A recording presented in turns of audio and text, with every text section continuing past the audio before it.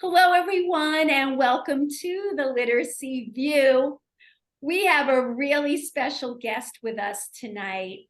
We have someone who's been in this literacy space for many, many years. And as a matter of fact, Nell and I actually know each other from the Reading First days. And some of you might not know that, but she was actually a presenter in the Science of Reading, Reading First. So it was kind of surprising for me to see her name coming up in an article that just came out entitled Stories Grounded in Decades of Research, What We Truly Know About the Teaching of Reading. And that is with the Reading Teacher publication with ILA. And we wanted to bring Nell on to clarify certain points about the article. Let me give you a little bio about Nell. So Dr. Nell Duke is presently the executive director at the Center for Early Literacy Success. Nell Duke is considered one of the world's foremost experts in early literacy education. Her career has been focused on the right to literacy, particularly the ways in which early childhood, birth through age 8, education can set children on a path to literacy proficiency. Early in her career, Nell interwove experiences teaching and pursuing degrees, eventually earning a master's and a doctorate in human development and psychology with a concentration in language and literacy at the Harvard University Graduate School of Education. And Nell sent, quite a large bio because she's been at this for so long. Judy and I are going to put the full bio into our show notes so that we could just get on with the show. And now, before we begin, I just want to say it was very interesting. I put out a little riddle today to get people motivated. And the riddle was, what does John Wayne and our special guest have in common? Oh. Crickets, Nell. I think we're all too old for this crowd. All right. I had to Google it, Faith. I was embarrassed at first. I Googled it, but then Then you didn't know? Okay. Is it because we're both the Duke? Is that the Duke? The okay. Duke. So basically, John Wayne's nickname was the Duke. And so I put that out on social media, zip. But, Wow. And that doesn't mean that some people didn't get it. And Judy and I have a feeling there are some people out there who definitely got it. But, they kept their identities a secret, but we know who they are.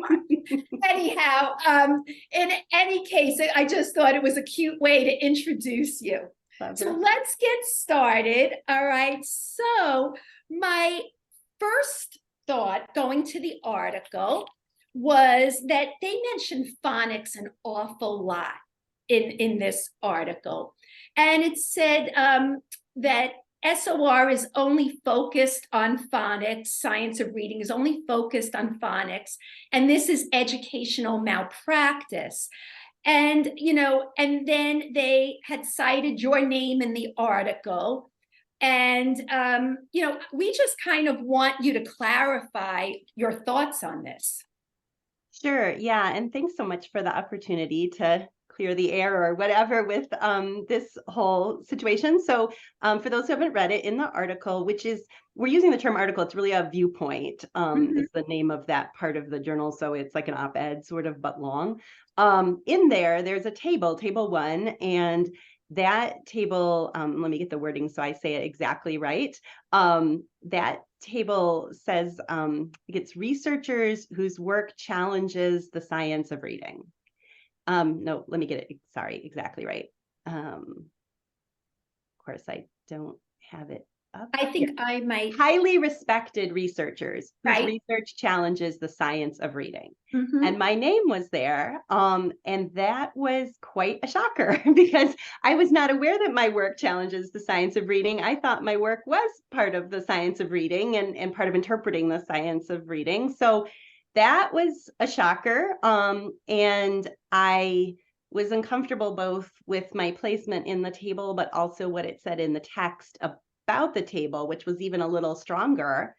And I was a little mystified, honestly, about how I could have landed there. So I did, sit on it a little bit, but soon enough, I was getting emails like, really? Yeah, I'm so confused. I thought you believed in science or things like that. And something came up on Twitter. And so I did write to the lead author of the article, as well as then shared my writing with the journal editor, lead journal editor, just to share that I think it's libelous to have my name in that table. And I, just went through the criteria for libel, and then, why I thought that this rose to the level of libelousness. They are in full support of the table being removed from the journal, not just my name, but the whole table. However, it still hasn't happened. And they've assured me that, they're pushing the publishing house Wiley as much as they can to get the table removed. But anyway, so to clear the air, I don't oppose the science of reading, obviously, hopefully, and I did not give permission for my name to be in that table, and don't think that that is a fair characterization of my work. To the broader question you're asking, I am not aware of researchers who define the science of reading as just phonics. So there may be some who I just haven't met or I haven't read their work, but I'm not aware of any researchers for whom that is true. So that was a little puzzling. Honestly, even in the broader community, I think there's pretty widespread agreement that there's more to reading than just phonics. So I don't really think there's a there in terms of the idea that science of reading is only phonics. Yeah, so I was really surprised, and I know others were as well, especially knowing you for so long and how you were attached with reading first. As a matter of fact, I booked you for presentations for what we didn't call it the science of reading, but SBRR. Science-based reading research, and your name always came up. So Judy, my darling, so listening to all of this, do you think that people in the schools think that it's only about phonics, this science of reading? What are your thoughts? So my first thought is, did you and Nell plan to wear matching colors and not Isn't tell that amazing? That's the first thing I said to her, that we're both in purple. It could be that we both thought of purple because, it's balanced literacy, it's science of reading, like red and blue, you get purple. That mix, maybe we were thinking like that. Who knows? All right, so clearly I wasn't thinking the same. I'm still in Ithaca swagger after Parents Weekend, visiting my son Leo. So anyway, so I definitely do not think that, especially my teachers, think that the science of reading is just phonics. In fact, just today, I went into the classrooms and we were looking at schedules, because we know that at this point in the year, after we did tons of screener data, that we have to really look at the literacy block really carefully to make sure that we're filling all the components that kids need in their reading instruction in order to become successful readers. So as I was looking at their schedules, they were doing so many things besides just phonics. They had their phonics block, they had their phonemic awareness period, they have their vocabulary time, they have their ELA time where they're doing English language arts curriculum that is comprehension and all those other pieces and skills. They're also doing time where they're doing small group instruction, which is based on needs of their students. So it might be working on phrasing and fluency. They're also going to be projecting books on the screen where it's going to be a shared experience with some decodable texts. And that's not going to be just phonics based. It's going to be, working on a lot of the pillars of literacy. There's going to be vocabulary in there. There's going to be phrasing and fluency. There's going to be some phonics application. There's going to be comprehension work. So to think that, those classrooms that are SOR aligned are only phonics is purely ludicrous. And we also always incorporate writing throughout our day. I mean, my teachers on election day were lucky enough, because of Leslie Lord, we were taking SRSD training. So of course we're thinking about all the pillars of literacy plus writing all the time. So for people to say it's just phonics is ridiculous. The reason some people may think that is because we neglected phonics so heavily in the balanced literacy days, and we didn't think about decoding and didn't give decoding the love that it deserved and the respect that it deserved, that people may think that we're heavy on phonics now. But you know, there was a lot of damage done. There's a lot of kids that can't really read and haven't broken the code, and you know, can't come to a word and know what to do or how to apply what they're learning in phonics. And yes, we do have to give it attention. However, it is not the only pillar of instruction that is being addressed at all. Thank you, Judy. At all. So I think we can easily say that that 1 point deserves the BS button. Ready? And Nell is looking like this is not my style, but right. And Nell does not have a button, and she's not requesting. And she doesn't want one. I know. But she's a good sport. She's playing along with us. Okay. So next one, Nell, in the article, it said here that it's a manufactured crisis. That you know, according to this article, that basically SOR is saying that this all is a manufactured crisis, a reading crisis, and that, you know, the arguments that are targeted are for parents, politicians, and community members who happen to lack expertise needed to interpret and interrogate problematic claims. And I want to know, what do you think of that? Do you think this is really a manufactured crisis, that there really aren't as many kids in this country who can't read as we claim? What are your thoughts about that? Yeah, that's a great question. I mean, the word crisis and whether something's a crisis or not isn't a question of research. It's a question of opinion. So I'm going to move into sort of opinion here. But to me, what we're in is a chronic crisis. So if people mean the word crisis to mean some sudden thing, I think that we're not in a crisis. But if you can consider crisis a terrible state of affairs that maybe has gone on a long time, and I think people do use the word crisis that way, like when we talk about maybe a climate crisis, we don't mean like just this year or something. I mean, we mean over a long period of time. So I would say we're in a chronic crisis around reading. And I think that crisis has, you know, a number of facets to it. One is certainly, you know, the number of adults as well as children and students who read very poorly relative to, you know, the demands of school or of their lives. So there's that. There's also the inequity in who's not reading, right? So, you know, regardless almost of what source of data we look at, we see that this country doesn't really allocate effective reading instruction evenly. So some kids are getting much better reading education than others, and it's not at random, but we know that kids of lower socioeconomic status and, you know, children who are from historically underrepresented racial and ethnic groups are more likely to receive poor education. And so when a right to literacy lawsuit that I was involved in, you know, in California, that was one of the big, you know, points that we were raising in our litigation, was that, you know, it's not just that kids are being denied their right to literacy, certain kids are disproportionately likely to be denied the right to literacy. So I think that's, you know, to me, that's a big part of the crisis as well. Yeah, so Judy, when you saw manufactured crisis, you work in the Bronx in New York City school system. Would you say that this is a manufactured crisis? I love Nell's term, chronic crisis, because we know that slow drip over many years is certainly problematic. So any thoughts about that?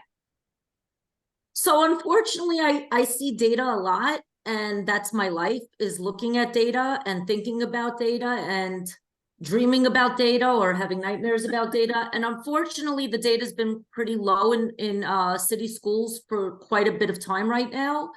I think the reason we're seeing a lot more data pouring in is because now a lot of schools are using screeners, so it's much more aligned with the science of reading. So we're really able to see those foundational skills gaps. I think for a long time, people were actually kind of ignoring the foundational skills, even while they were writing their lessons. Those were like the standards that everybody kind of ignored for a while during the balanced literacy era.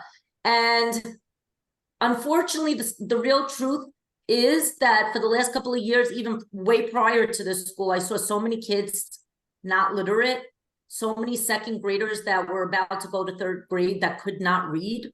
And it was so upsetting because what was starting to happen was those kids were acting out. They were getting angry because so many of those kids are such smart individuals, but they haven't been given the chance to learn how to read. And, you know, it takes a lot, right? You want to strengthen the core, tier one, but there's always kids that are struggling. And I think that, you know, there's not always that tier 2, there's not always that tier 3. And there's always, you know, kids that are slipping, unfortunately, through the crack. And, you know, my life is interesting. I used to live in Brooklyn for a long time, but now I've been living in Greenwich, Connecticut for the last 13 years, which is a pretty affluent town.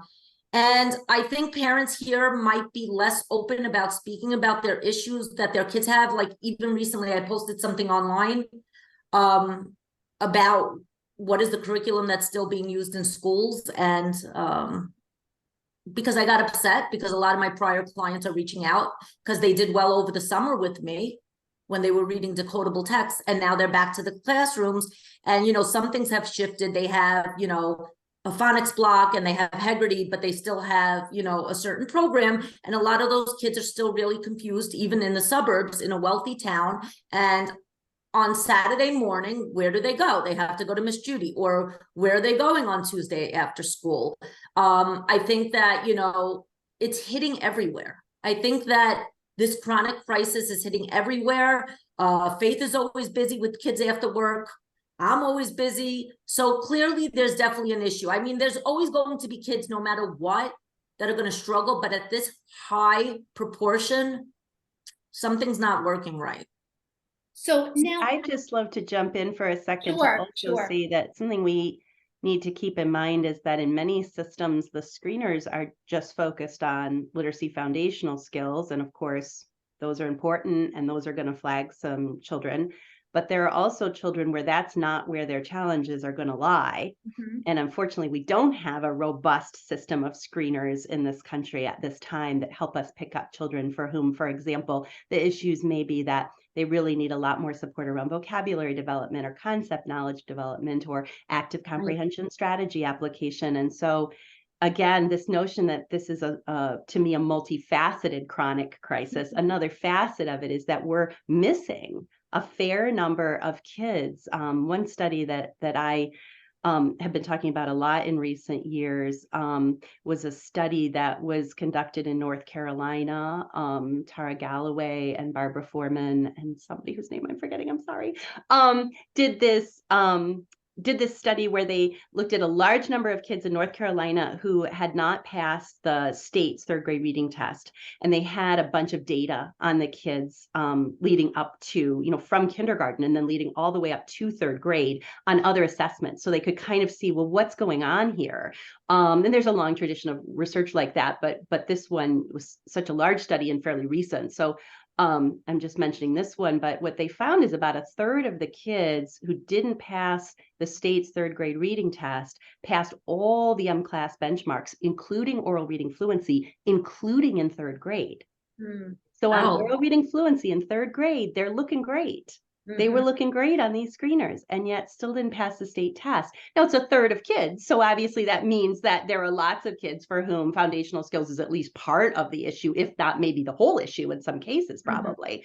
But it also just speaks to, you know, we have so much work to do in many areas, really, to provide the literacy education that's going to get everybody reading as well as we want them to. So That's this such a good point. brings me to the NAPE scores. Okay. So this was mentioned in the article. And it said here that scoring basic, and I'm taking this from the article now, scoring basic on the NAPE is closer to grade level than NAPE proficient. NAPE proficiency is a rigorous standard. So, okay, I don't know about you, but I would not just think that basic is okay. If, you know, and people should know it's proficient is like equivalent to a 3, and basic a 2, and below basic a 1 in terms of like ELA thinking, you know, in terms of a rubric. So basic to me, I would not be satisfied with that as something that we should strive for.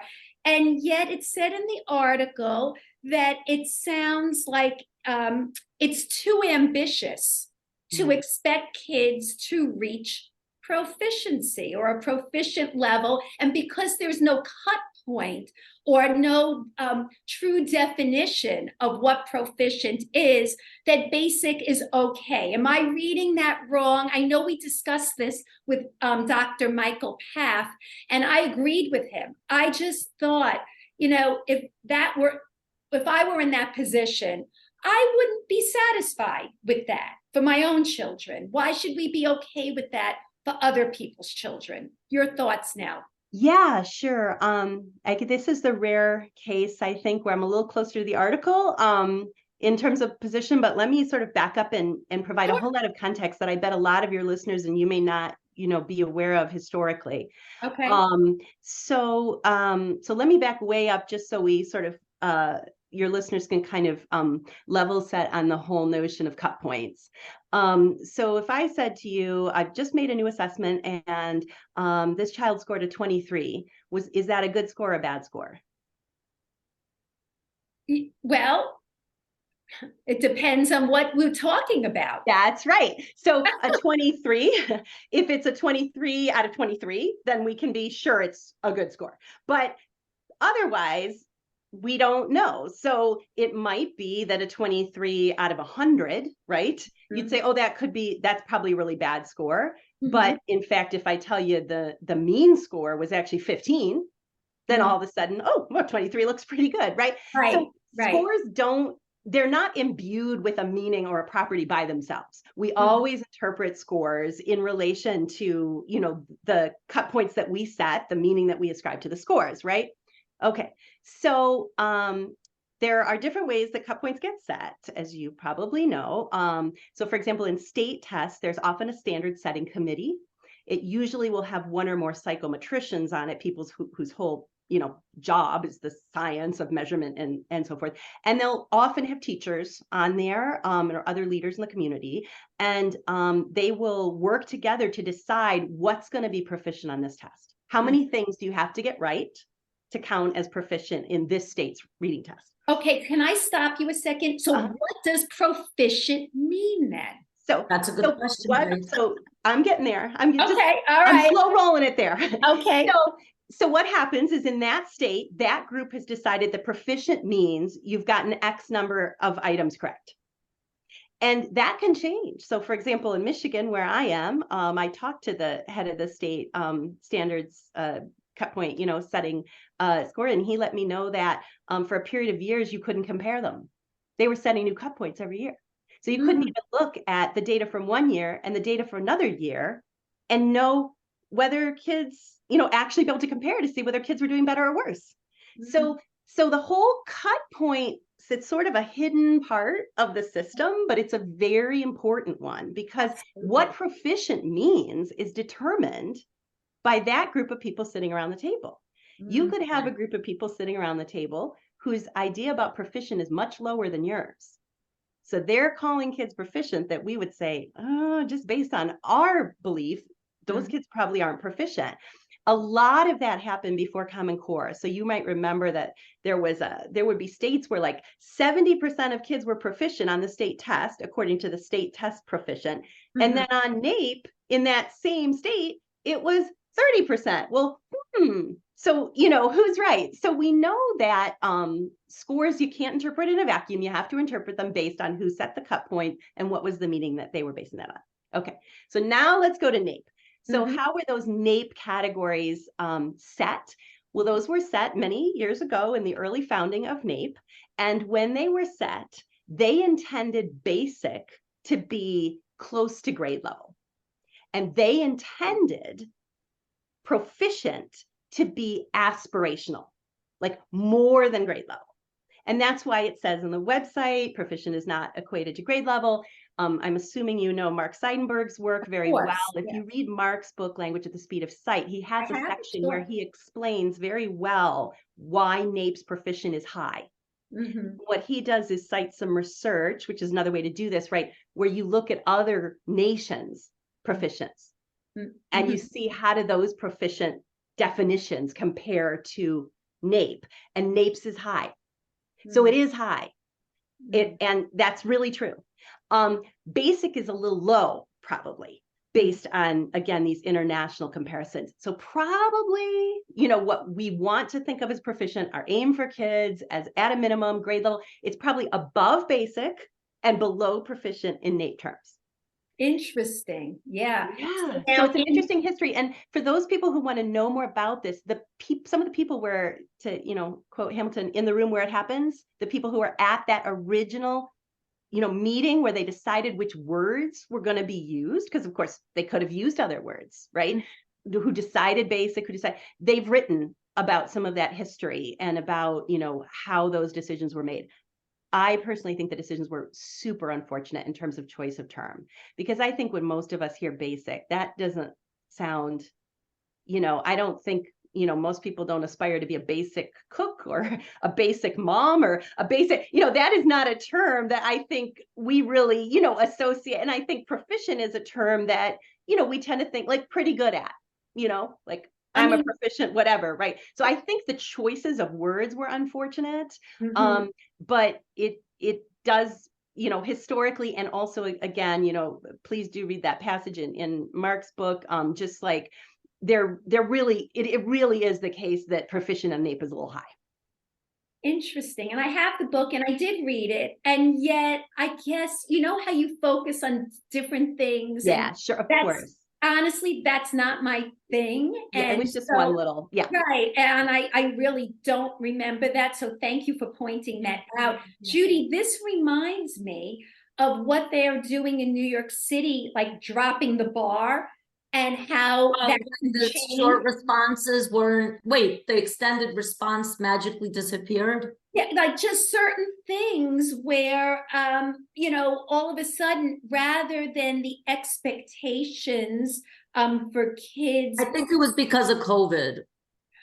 Well, yes, but then again, that's what they were saying. It was because of COVID. But from what I remember reading, they kind of dropped the bar. And Nell is saying how this is so changeable depending upon what's happening. Yeah. I mean, yeah. And you just made a really important point that I want to kind of lift up too around dropping the extended response. One of the things that we see in a lot of the state tests is that they don't have much writing, if any, in the ELA tests. And part of that, to be just crass, is that it's expensive.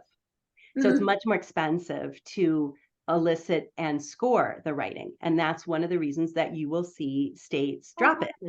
And so I thought it was because writing is a more complex pillar of instruction. That I would buy that too. It's probably a combination of things. But certainly it is more expensive. And yet NAEP has considerable writing on the NAEP reading assessment.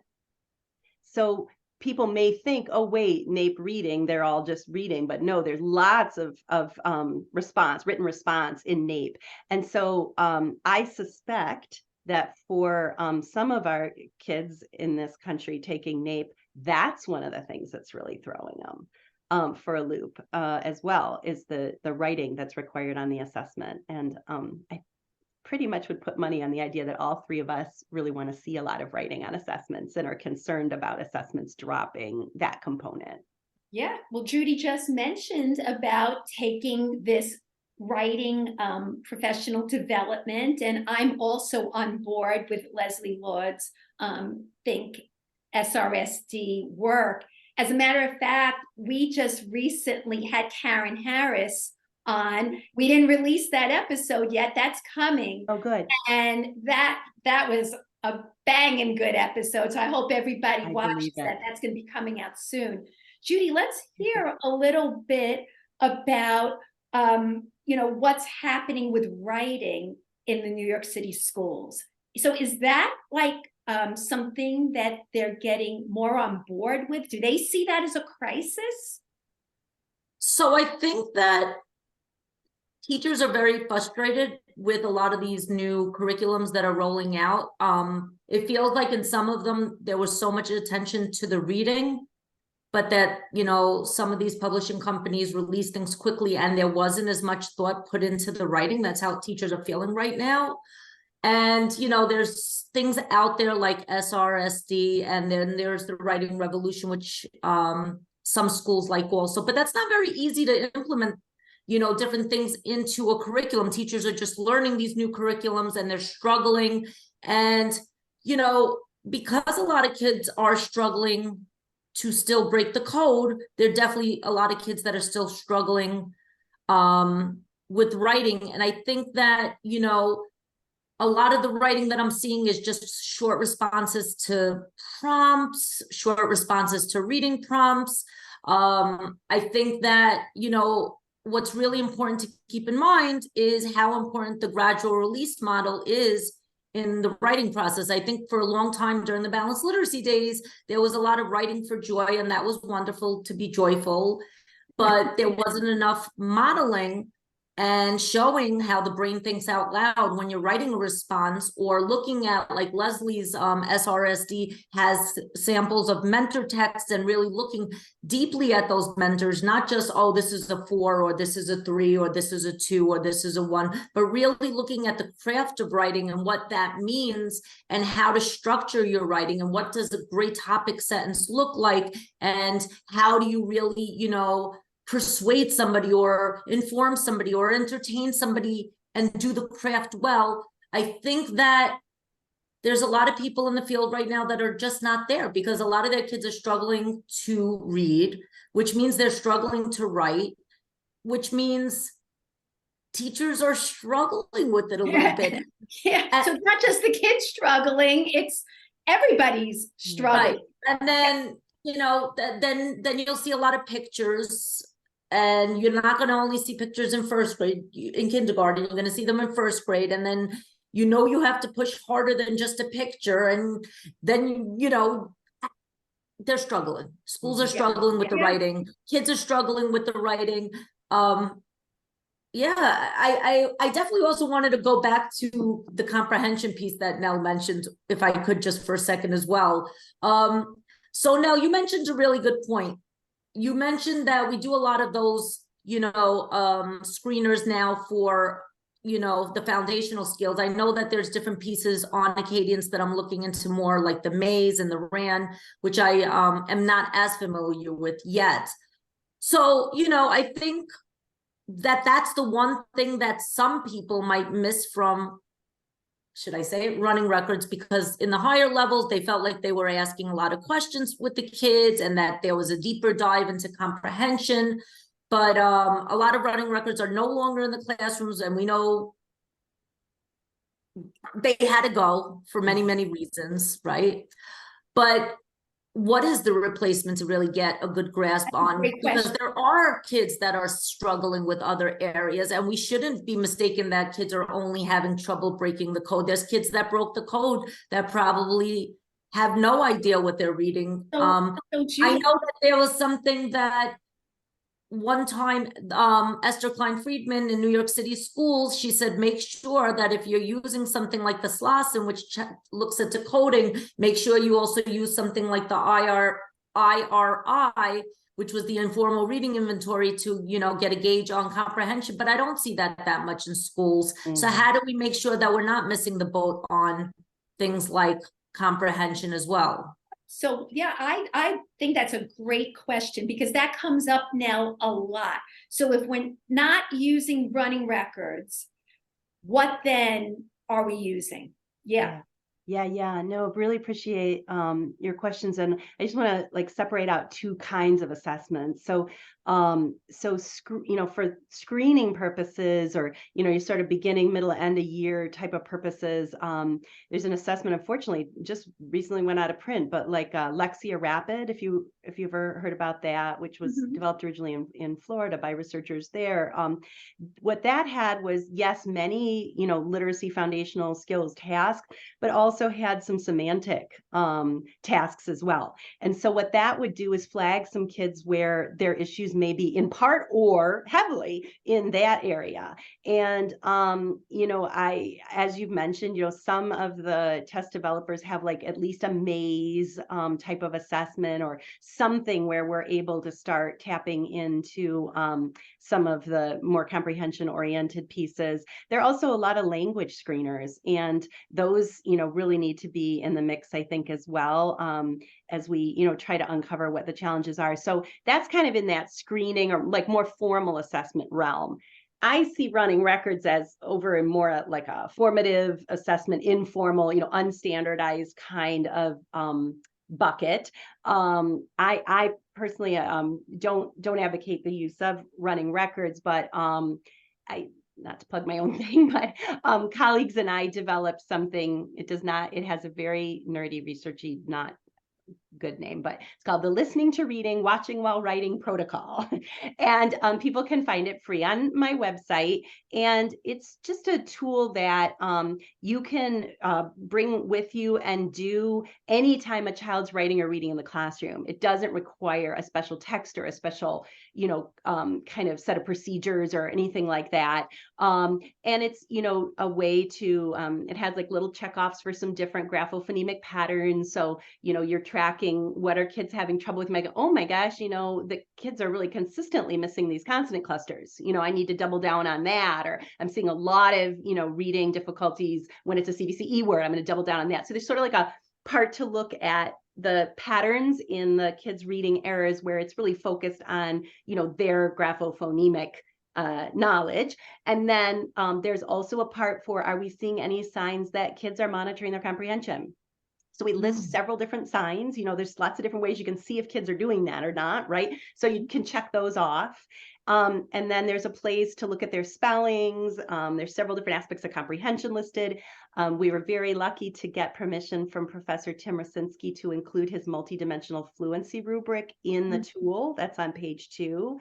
We So had you Tim could also Rosinski use on the it. show. Pardon me? By the way, we had Tim Rosinski. Yeah, I saw his on the name. show. Yeah, no. So Yeah. I mean, I think, I don't know what you think of it, but I think that rubric that he has is very useful because it unpacks fluency for us and it helps us look at different aspects of fluency we want to be worried about. It's just really quick, you know, so we have that in there. And it's not the expectation that you would do everything in this document at any one time, but, you know, you carry that around with you as a teacher, and, you know, you use pieces of it, you know, informally, just to get that information that's going to help inform our instruction and be responsive to kids.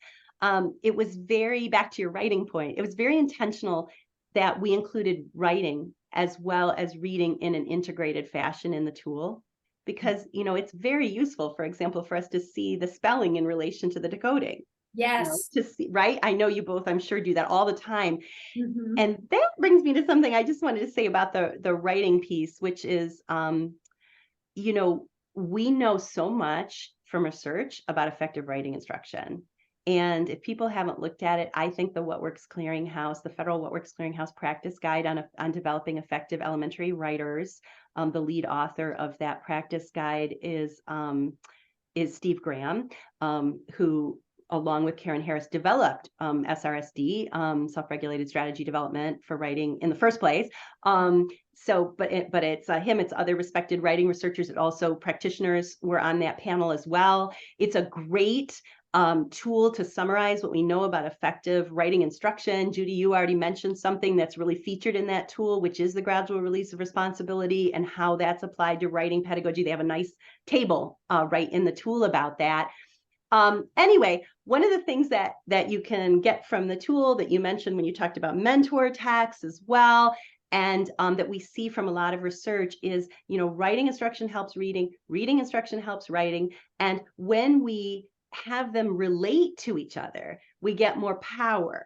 There's a very nice meta-analysis, again, Steve Graham led, where they looked at programs that had no more than 60% of either writing or reading. So they called them balanced. They don't mean balance the way it's often used. They mean a balance of reading and writing. And they found that those programs had positive effects. And what I worry about in school is a lot of times I'll see the reading instruction here, and I'll see the writing instruction here, and they don't have anything to do with each other. Like the reading instruction, they might be looking at, how do we chunk or break apart words to read them, which is great. But then it would seem to me what you'd then teach with writing is breaking words apart into chunks to spell them. But instead, they'll be working on some other thing, or they'll be reading, fables, and then they're writing procedural text or something like it doesn't, so I would like to see a lot more cohesion in the reading and writing pedagogy that we're seeing in classrooms. I think that would be helpful in terms of both reading and writing development. So Nell, I just want to tell you, we had Bruce Howlett on, and he was talking about multi-component literacy instruction. And we were trying to get to the bottom of this, that it's so important, but yet we don't want it to turn into something that is balanced literacy. And that's what's so hard for people to grasp is, yes, it's so important to address all these components, but we don't want it to turn back into using cueing, which brings me to a moment in time with the article cueing. And so it says in the article, let me see if I can find it. Let's see. It was, they talked about cueing. I can't quite find second. Oh, yeah. What's your definition of cueing? They said simply labels for neural networks in the brain related to language and meaning. Okay, sorry, that's not how it's being used in a balanced literacy framework. I think we all know that that is not the case. Could you kind of talk about this? Because that's the problem, Nell. We want, and I even said in my last, in our last literacy view, if you remember, Judy, I said how Nell reaches across the aisle, and that's why balanced literacy took her in as one of the darlings, because she does address, balanced literacy, and she is balanced, but she's balanced in a scientific way. And that's what I'm afraid of, that as we address these components, that something like that gets put into an article and people think that's okay. Could you talk a little bit about that? I know I just said a lot. No, I appreciate this. This was one of the parts of the article where I most disagreed. So I appreciate, just the opportunity to share my understanding, from research. So in terms of what's happening when we are reading, do we use meaning as well as the letters in words to help us identify them? Yes. That's really clear. I think I heard you both say that in your last episode. I totally agree. I think that, based on the research that we have, people do use whatever you want to call it, multiple streams of information or whatever as we read. And we have lots of ways to show that that's true. But the question is, does that mean that when a child is trying to identify a word, that we should prompt them to focus on meaning? to identify that word. And that's where I think there's a parting of company.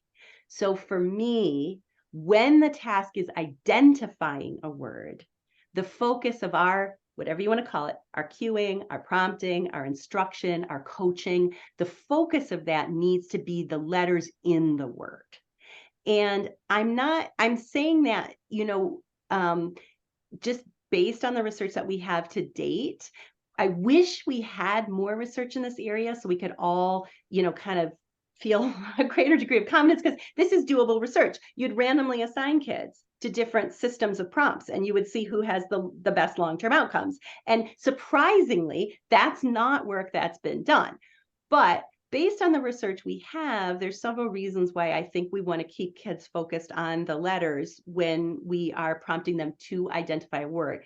One is that we do have research that context doesn't turn out to be super helpful in word identification. So there's a study I've cited before. I don't know how it's Kucer, I think, Kucer from 2011, where even graduate students were not very good at guessing what the word was based solely on context. It's just hard to do that. And so it's just not going to be a super productive strategy in that way, and adding in some letters help, like even some letters, the grad students were much more likely to figure out what the word is, but context alone is not super helpful. So that's one piece of evidence for me. Another piece of evidence for me is that we know from Linnea Aries' work and others that children they're pretty naturally inclined to try to use context, if not a picture, to help them identify words in many cases. And so it's sort of like what we want to do is teach them a strategy that's more like what, adults are relying more heavily on, not kind of give into, or like sort of prompt them to do what they're already developmentally inclined to do, or at least that's how I would think about it. And then another piece, and I actually think this is the most important evidence in this area, but for whatever reason, it doesn't get talked about very much. I'm not sure why, but we have some research from Landy and colleagues, actually from like 2006, I think. So, I mean, this is not new work, but that when words have been identified through context, we don't learn them as well. We don't map them as well. So we're not sort of reinforcing the orthographic mapping to the degree that we want to do. Whereas when we identify them with a heavy focus on those letters and sounds, that helps those words sort of, stay in there in the orthographic map, which, for your listeners is like that, map of the relationship between the sounds and the letters and the meaning. And so a lot of it is just, we need to maximize the opportunity to orthographically map. And the best way to do that is to keep kids to identify words focused on the letters. So that's my, my position on that. Now, does that mean that I think we should stop children from paying attention to what the text means? Absolutely not. And I hope nobody's saying that. I don't. It's sort of implied in the article maybe that people are actually, wanting kids to not think about meaning. And I don't think that that's, a position people are taking. Meaning, of course, is the point of reading. That's one point. But another point is that, monitoring our comprehension is one of the things that can flag for us when we have misread something, right? A simple example I use a lot is a sentence like, I can get a dog. That's a decodable sentence pretty early on, right? But you could see where kids might read get, G-E-T, as jet. Kind of makes sense because the G there is followed by an E, and typically when a G is followed by an E, we would expect it, to be pronounced J, not G. So, I could see where a kid would do that. So they would say, I can jet a dog. Now, at that point, what we want to have happen is, well, that doesn't, unless it happens to be a book about sending dogs off in rocket ships, that doesn't make sense. Right. I need to go back and take another look. And hopefully they've been taught explicitly that there are two common sounds of the letter G, and one is G and one is J. And so hopefully they would do that, try a different sound, which is, a research supported prompt as well. So teachers could, say, try a different sound there, and then they could get it. And that way they've now mapped the word correctly, because we don't want them mapping jet for GET. You know what I'm saying? Like, so, comprehension monitoring plays an important role in our word reading. It plays an important role, obviously, in helping us to construct meaning, which is the point of reading. So I think a lot of the confusion to me in the field is around like timing, I guess, more than anything else. And like, what's the purpose? Like, if the purpose is identifying a word, let's focus on the letters in the word. When the purpose is understanding what the text says, then we're focusing on the comprehension. And as I'm sure you both know, there's a lot of compelling research that some children and adults actually, but are much better at having both of those things in mind at the same time, being able to flexibly be paying attention to what the words mean and being able to pay attention to their orthographic structure. And we can go down a whole tangent if you want about that, like how to develop that ability and what are some of the studies telling us about that. But so that's my position on, cueing, and it is a little, different than in the article. Yeah, well, I think that deserves a cheer button. Do you have yours, Judy? It's still in the box. Are you kidding? Okay. It's on my to-do list. It's on my to-do list. I hate opening Amazon boxes. It's a lot of work.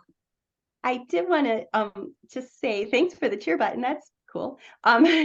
I just wanted to say that I did write up these ideas in an article that is available free online. And because this is such a, what's the right word in the field, like a spicy topic, I asked some very senior scholars and very respected scholars in the field who have different, areas of expertise to read the piece before it was published and to give me feedback, and then to sign off if they supported the position and the content of the article. And that was Linnea Airy, Barbara Foreman, Heidi Ann Mesmer, P. David Pearson, Tim Rasinski, Tim Shanahan, and Tanya Wright. So at the bottom of the article, people will see that all of them agreed to have their names published there as supporting, this characterization of prompting. And so I just want to say that to try to, I just worry that people think there's so much disagreement among researchers maybe about things. I don't really think that's true. That's a very wide-ranging group right there. I think you would agree. People with very different, areas of expertise, some more vocabulary, some more comprehension, some more word reading, some more fluency, some more phonemic awareness. It's a very wide-ranging group of scholars, different generations of scholars. They all agreed on this. So it's not, I think there's a lot less disagreement than I think it feels like to the field. And I worry that's damaging for educators. And I worry it's damaging for kids, for people to perceive, that we sort of can't agree. I mean, I think we most of us do agree on a lot of things. So. A lot. And I always tell Faith, don't I always tell you that the people that I knew in reading recovery, a lot of them would agree, and a lot of them have been on their own journey similar to me, where they're very embracing. They've embraced a lot of these, changes and followed the research and very open-minded. I mean, right after I finished a reading recovery, I went for in Gillingham training, and other friends of mine went on their own learning journey. So I think the way the social media can make certain camps look is not actually the way it is in reality. And I think that, some people just stay off of social media because it is so unpleasant, and it is so argumentative, and it is so judgmental. And not everybody feels that that's a safe space to say, you know what, I was trained in reading recovery and I'm in a very different place now. Sure, there were many great things, but yeah, I had to make shifting. So the topic of cueing really is a big issue in my heart, right? Because cueing was everything to me back in 2013. And, I had my little prompts up, and I would put them up on a little flip chart so that I would cue. And looking back at those days, I really, really think that wasn't the best approach. I was telling kids that were struggling to read, so many things instead of really focusing on the words. I was like, oh, does it make sense? Does it sound right? Does it look right? And that's a lot of information for, an early reader. Now, of course, we do want kids to, when they're solving words, to integrate everything as a fluent reader. But as the first course of action, that probably wasn't the really best approach. So I've really shifted. Words are a priority. I still do use prompting. I don't think prompting is terrible, but I use specific prompting that applies to visual print, where it would be like, do you see a vowel team that you know? Do you see a R control? Let's make that sound. R, car. So I think that kind of prompting is okay and helpful. And I think that as we shift to using different materials with kids, it's going to be easier to focus on the visual print. If you focus on using decodables, it's so much easier. Whereas when we were using those leveled books in the very early stages, it kind of like those couldn't get through the word because it wasn't taught. So which leads me into decodable text. So that was a good segue into that. Yeah. So what are your thoughts about decodables now? Sure, great. Thanks for that topic, which I also enjoy. And the first thing I want to say here is this is another area. There's so many practical questions that we have, as somebody who spends a lot of time in schools, and I know you both do too, that there's really not as much research as you wish there were. So there have been studies of decodables, not as much research as we'd like. What I would say based on the weight of the evidence we have so far is that when we use text with children that have a higher percentage of words that they're going to be able to decode based on what they've been taught, it just tends to lead them to be more inclined to use letters and sounds to decode words. And that's really powerful. And so in my own curriculum work, we have texts. We use the framing multiple criteria texts. And that's following in the tradition of a number of researchers where we look at decodability. We want to hit, a pretty high percentage of decodability based on what children have been taught. And then we also look at some other features of text that are important for young readers. I'll just mention some of those. For our earlier readers, it looks like more imageable or concrete words are easier for kids to tackle early on. It's trying to have more of those kind of words. There's evidence that word repetition matters, right? So because we know we have to encounter words several times to really get it, orthographically mapped, we, like to see reading series where, some words are coming up repeatedly for kids, and there aren't too many of these singlets where they have to work so hard to decode this particular word and then they never see it again, So repetition becomes important as well. And then a lot of my work has been in informational text. So just making sure that kids are getting exposure to a lot of different genres. So not all their decodable texts are just always stories. Some are informational is what we want to see. So that's another factor. And another one that I've worked on quite a bit is just making sure that there's a lot of content, as soon as we can, that we have a lot of good content knowledge in there. Because although it's not talked about as much, building knowledge is, absolutely, and when I mean knowledge, knowledge in the natural and social world, science and social studies knowledge is so important. So we try to go for all of those factors, to be reflected in the text, along also with making sure that the texts are representing children's backgrounds and the authors and the illustrators, represent a diversity of backgrounds and so on. Those are all important factors in text for beginning readers, but certainly, again, I would say decodability is one of them based on the research we have to date. I'm a scientist, so that means that, if new studies come out, I can change, my position, but based on what we know today, that's the case.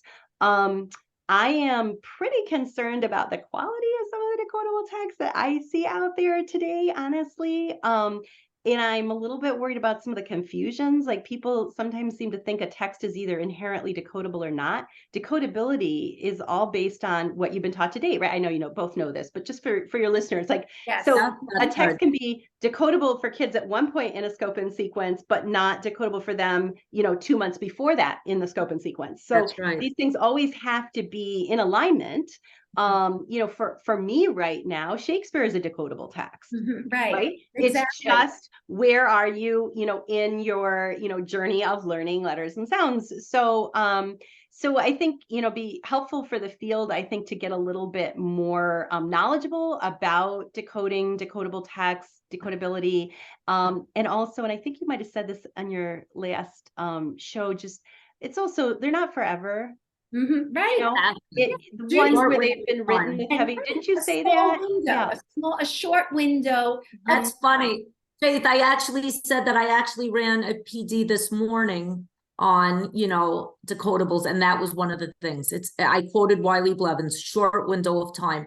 And We I have have to be, Riley on also. I keep trying to plug our old shows Yeah. now, so I hope you could go back to some of them. We had Wiley on, we had Tim Rosinski on, we had Leslie Laud on, we've had, so people think that it's so one-sided, as you said, but we've had people on who've crossed this bridge and who really represent a broader view of reading. And that's why this is called the Literacy View. We try very hard to bring people together in this area. Faith, can I just jump in also on? Of course. So probably if you watch early episodes of the Literacy View, my view on decodable text has shifted, and it hasn't shifted mainly because of the research. It's been shifting a lot because of what I'm seeing when I'm working with kids, especially in private practice. So a lot of the kids that I'm working with in private practice are kids that have, you know, foundations, and they have Heggerty, and then a lot of them still have the workshop model in their ELA block. And for some kids, you know, no matter what you do, they're going to learn how to read and they're going to be just fine. But for many kids, they're not. And a lot of my students will come to me and they're extremely confused because they're not seeing what they see in phonics block inside those leveled books, and they're really, really struggling. And then I fell in love with decodables. Faith has been a guide and a friend and everything in between in helping me on my decodable journey. And I invested tons of money in looking for the best decodables out there. And, you know, people on the internet have been really helpful, on Twitter too. Some of our listeners have sent me samples of their work. So I think that decodables have been very helpful for some of the students that I've worked with. It's so joyful for them to be able to actually, you know, see words that relate to what they've been learning in isolation and being able to transfer those skills as readers. And, you know, I was like, you know, it's a process, right? For some kids, decoding, you know, takes longer, you know, breaking the code takes longer than others. But, you know, at some point I was like, okay, I think I'm ready to put this kid in a regular book. And, you know, it happens. It's a short window of time. And it's just a beautiful thing to be able to show kids that what they're learning in their phonics block actually exists in books. And it makes it much easier for kids to focus on decoding the words rather than doing a million other things like guessing, even if you didn't teach them to guess, or focusing on multisyllabic words when they haven't been taught multisyllabic words. So for me, my decodable journey has totally evolved, and I'm excited to see what's going to happen in my workplace. We just launched decodable texts today. I mean, they've been using it a little bit without my guidance, but I'm excited to see, is it going to shift the needle? Cool. I hope so. So now I'm going to get a little spicy here now. Uh-oh. Okay. How Don't, spicy? no, it's not an uh-oh. It's not an uh-oh. But some of the articles cited in this viewpoint, as you called it, a viewpoint article, Dr. Michael Paff pointed out that some of them were based on reading in Chinese characters. How does that translate to what we're talking about when that is not a phonetic or syllabic, you know, language in terms of their written language? Like, what do you think of that? Using something about you know, reading in Chinese, comparing it to reading in English. Yeah, it's a great question. So it really depends on what the study focuses on. So if it were focused on reading comprehension, we might be just fine making those links. But when we're trying to cite something to make a claim that has to do with word identification or decoding or spelling or encoding, then that is a risky, it's a bridge very far, too far, I would say. And we do have to watch that even within alphabetic languages. Because we know, English is much less phonologically transparent, right? It is more morphologically transparent than many languages, but it's not phonologically more transparent. And so that means that some of the studies that we may read that are conducted in Finnish, for example, or in Spanish, we can't just jump right over and apply that to English. Correct. And vice versa. So for example, we're talking about prompts and some of the prompts I like to use, break the word apart, slide through each sound, which is, kind of my and colleagues' personal version of sound it out. But another one is try a different sound. That may not be as necessary or helpful a strategy in some of these more phonologically transparent languages, right? Or graphophonologically transparent languages. So, we have to watch even that, being careful, to not overgeneralize there either. So, I think that is a really important point for us as critical, consumers of research to be keeping in mind when we are, reading studies and trying to figure out how to apply or to synthesize them in our work. Well, I appreciate you responding to that. And I know that was kind of bordering a little bit on spicy, but I thought that was important to address. Yeah. So Judy, is there anything that you want to ask Nell or comment about that I haven't let us, go into a different direction? Any thoughts about this? There was just one last thought, or actually a comment. Nell mentioned a little while ago about how the reading and writing connection is so important. And I just wanted to make a comment. I do wish that I would see that more. I used to see that more, actually, like with thematic units and, some of the curriculums that are out there right now. A lot of the teachers are saying these texts don't go deep enough. How are we going to incorporate SRSD? Some of these texts don't even go deep enough into the content. So it's going to be hard to really, go deep into the writing process with it. Mm-hmm. So I don't understand how that happens. They say that these programs are evidence and research based, then why aren't those connections sometimes there? And why don't they go into content as deep as we would like to? That's a great question. That is an awesome question. Yeah, it is. Please. Thanks. I think so. Yeah. I mean, if this is supposed to be right, why isn't it there? Evidence-based. But maybe some programs there are, but some are. Right. Could you address that now? Yeah, I mean, I do agree with you. I think it's a terrific question. And I think two of the big challenges that our field faces right now, one for sure, is that there just aren't enough hours in the day, literally are not enough hours in the day to incorporate all the evidence-based practices that we want to incorporate. I wrote a chapter with some colleagues for the handbook, The Science of Early Literacy. By the way, if people haven't checked that out, the Handbook of the Science of Early Literacy is a really rich handbook. So we wrote a chapter, feeding two birds with one hand. And it was about, we set it up by just doing a sort of thought experiment of, if you provided the amount of time you're supposed to provide every day for kids to move their bodies and have physical activity, the amount of lunchtime we're supposed to provide, the amount of handwriting instruction that we should be providing each day to young children, the amount of time, we focused, I think, on first grade, the amount of time on phonics and phonemic awareness and developing fluency and getting your math in there, your science and social. Anyway, you get the picture. So we walked through all that. And the answer was that our school day is probably about 3 hours short from the absolute minimum. Mm. And so we're all in a big dilemma here, which is that we now know so much, just for my own, one of one of the things that should be true of researchers is that they change their mind over time if new evidence comes to pass.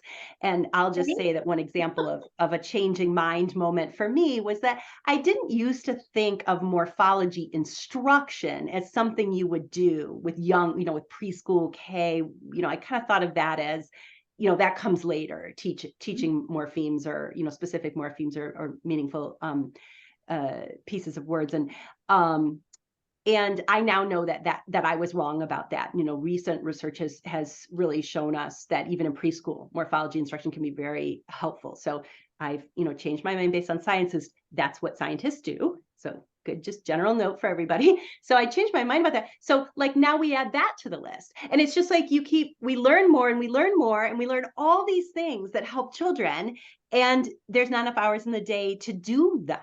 And so I really believe one of the big foci of our field right now should be on time use.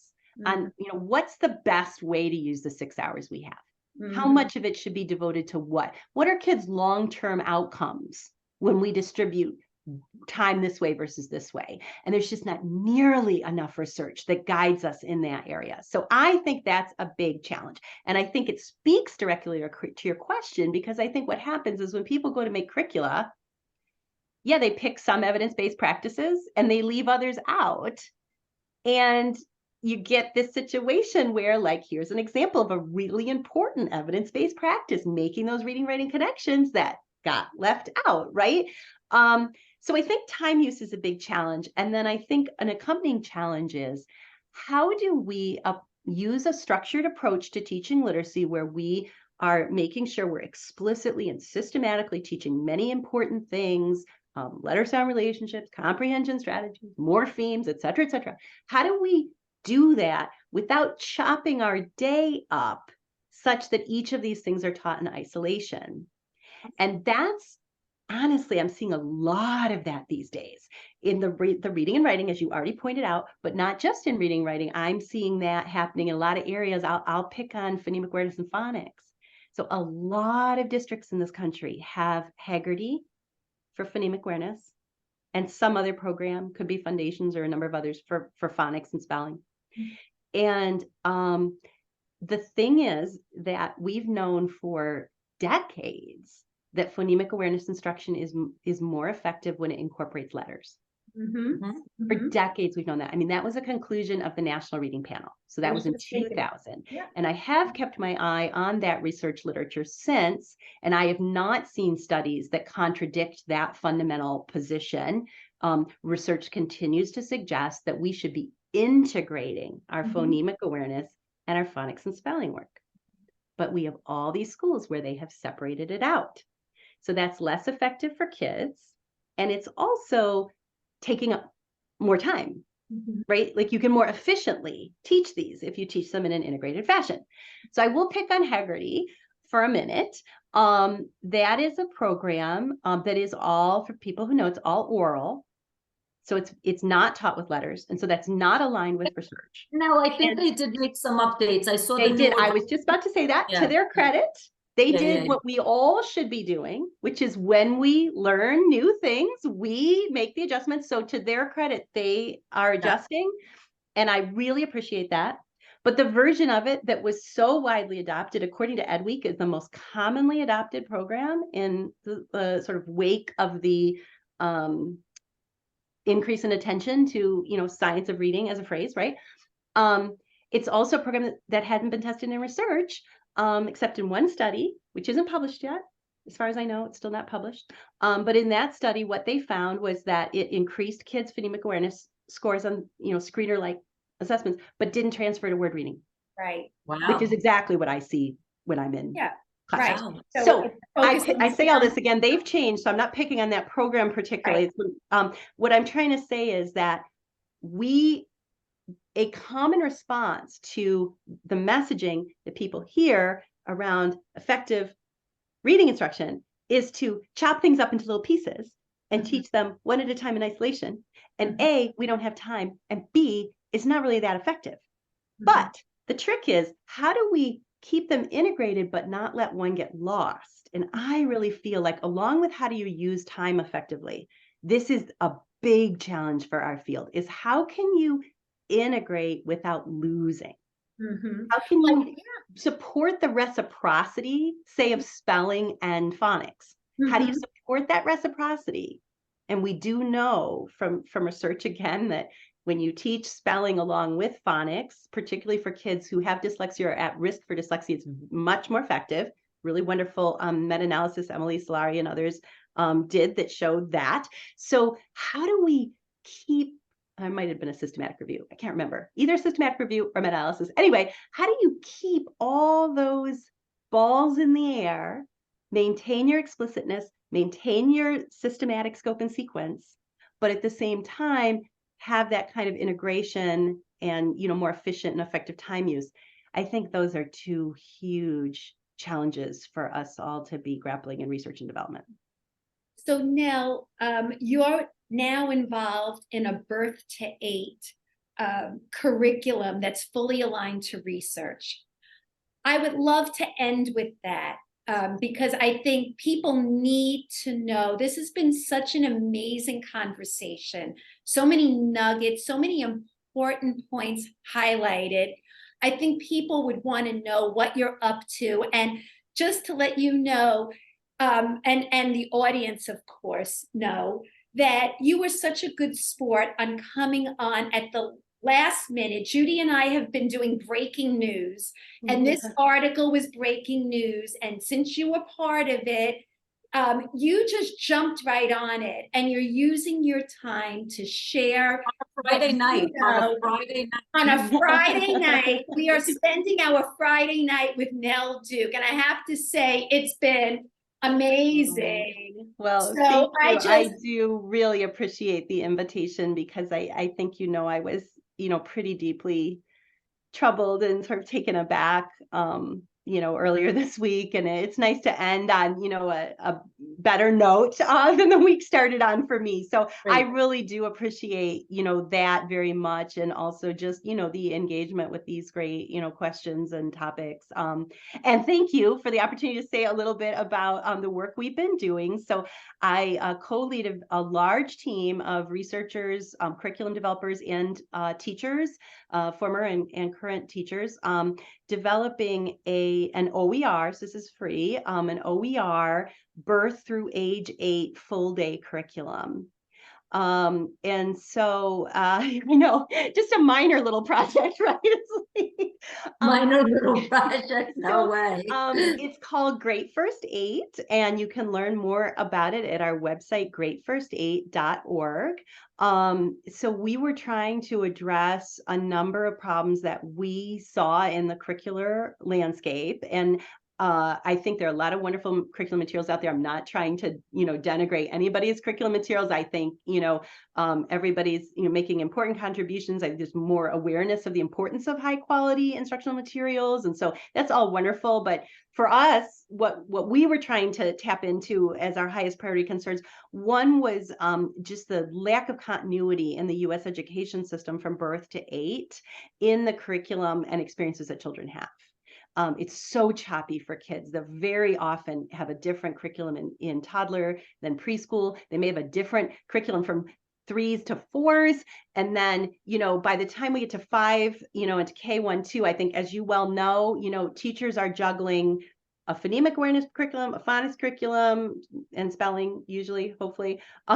They've got handwriting, you know, curriculum, an ELA curriculum or 2, or hopefully, science curriculum, social studies curriculum, math curriculum, SEL curriculum. I mean, that's not reasonable, you know, and it's not good for young children who are at a phase of learning, you know, where their worlds are not broken up into these disciplinary buckets. That's not how young children are thinking and developing. And so, you know, we really wanted to create this cohesive experience, birth through 8 and across the day. So our curriculum in K1, 2 is bell to bell.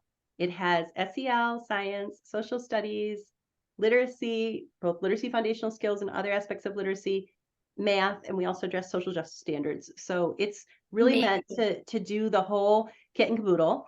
And a few other things. I mean, as you said, we're trying to be really tight to research. So what we do is we try to be really disciplined. Like every time we have to make a decision, we go to the research. What would the research tell us would be the way to go with this issue, or with this, particular matter. So we really try to do that. And then we also pilot a lot to get teachers' feedback about, usability and what's working and what's not. We also held focus groups. This curriculum is specifically made for metropolitan areas like where you work, Judy, and classrooms with a number of children from historically underrepresented racial and ethnic groups. So this is not a curriculum where we're trying to have the same curriculum for rural Iowa and downtown Detroit and everything. We're not trying to do that. It's a curriculum for metropolitan areas. It has a project-based component, and it really draws on the resources that you would find in an urban area, connecting with local businesses and local cultural institutions and so on. Anyway, in this curriculum that we're developing, we are trying to stay really tight to research. We're also using focus groups with family and community members from the communities in which we're working. So we ask families and community members, what would you like to see in a curriculum? And we've asked families of a range of different, racial and ethnic backgrounds. It's been amazing because they've had some things to say that honestly, I didn't think of. I didn't, think that's something to focus on. For example, we've heard many times they want a more intergenerational learning experience for the children.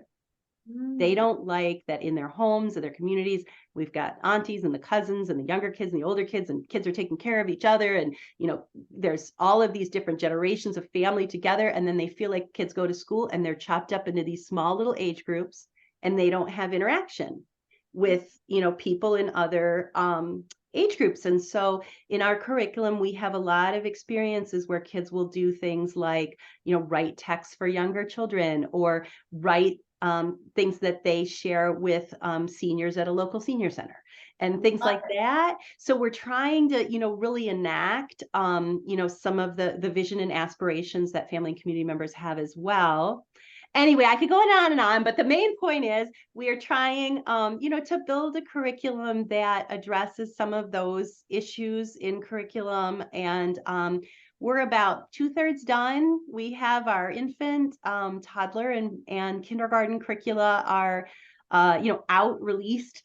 Doesn't mean we can't keep updating them. In fact, I'm working on kindergarten lessons this weekend, but and then we're about to release first grade. That'll be in January, and then we're piloting pre-K3, pre-K4, and second grade right now. So the whole thing will, be done by early 2025. And we have some schools around the country that are implementing kindergarten now, and we'll implement first grade next year and then second grade the next year, because kids need to, you can't implement it. You can't start later than kindergarten because it builds on itself. And the last thing I want to say about it, because we haven't really talked about it today much, is just that we're trying to have, one of our big motivations in doing this was to have a lot of science and social studies. A lot of science and social studies, because we're deeply concerned about how, particularly literacy, but also literacy math, just dominate the school day. And in many of our higher poverty school settings, we're lucky if there's any science or social studies instruction really going on. And yet we know how important that knowledge is for its own sake, but also to support reading comprehension development. And for those, please check out the Knowledge Matters campaign scientific advisory committee. We have a position statement that we'd love for people to read as a scientific advisory committee about the role of knowledge in reading. And we also have a series of blog posts that we did with 10 really key moves that we need to make to build a science and social studies knowledge in schools. So hope people will check that out. But one of the big reasons that we did this is because, we really think we're just not going to get to whatever we call proficient. And as we've discussed, that can be a little bit of moving target, but whatever we consider proficient to be, we're not going to get there if we don't make sure that children are learning a lot about the world around them. And we really need to build school days and curricula that make room for that learning. Amazing. Amazing. And everything you said, 100%. I mean, we know, at least I know Judy and I have seen the marginalization of social studies and science. And that was always a problem where kids were being pulled out of those subjects and given intervention. And we know that that should never be. So I'm so glad you mentioned that. So to wrap this up, Judy, hit it. Go ahead, honey. All right, so follow us on Facebook, The Literacy View, Real Teachers Letting Loose. Follow us on Instagram, The Literacy View. Follow Faith on Instagram, High Five Literacy. Follow me on Instagram at BoxnerDamski. Follow us on Twitter at BoxnerJudy. Follow Faith on Twitter at Faith Borkowski. Please also look at our YouTube channel and subscribe, The Literacy View, Real Teachers Letting Loose. Also, you could find us on Apple Podcasts, all podcasts. Subscribe, leave us a review, tell your friends about us, and till next time. Thank you. And since this is an immediate release, Nell, look for it tomorrow. We're pushing it through, okay? Okay, sounds good. Thank you Yeah. both for all your work on this. Wow. So Thank you. that's a lot of fun. It's a lot of things you just said. Wow. All right. Thank you. But please keep us in the loop about all the things you're doing. It sounds amazing. Thank you. Thank you so much. Thanks again. I really appreciate the invitation to be with you tonight. Awesome. This is awesome. Thank you. Bye.